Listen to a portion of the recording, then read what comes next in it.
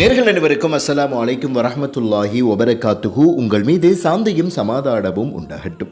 இன்றைக்கு ஒரு முக்கியமான ஒரு விடயத்தை உங்களோடு பகிர்ந்து கொள்ளலாம் என்று நினைக்கிறேன். இன்றைய சமூகத்தில் நாங்களும் இஸ்லாமிய பெண்கள் என்று சொல்லிக்கொண்டு சமூக வலைத்தளங்களில் இஸ்லாம் அனுமதிக்காத பல விடயங்களை மேற்கொண்டு வருகிறார்கள் என்பது நாம் எல்லாரும் அறிந்த ஒரு விடயம். குறிப்பாக அபாயாக்களை அணிந்து கொண்டு டிக்டாக் போன்ற இணையதளங்களில் தங்களை ஈடுபடுத்திக் கொண்டு இஸ்லாமிய மார்க்கத்தை சீரழித்துக் கொண்டு இருக்கிறார்கள்.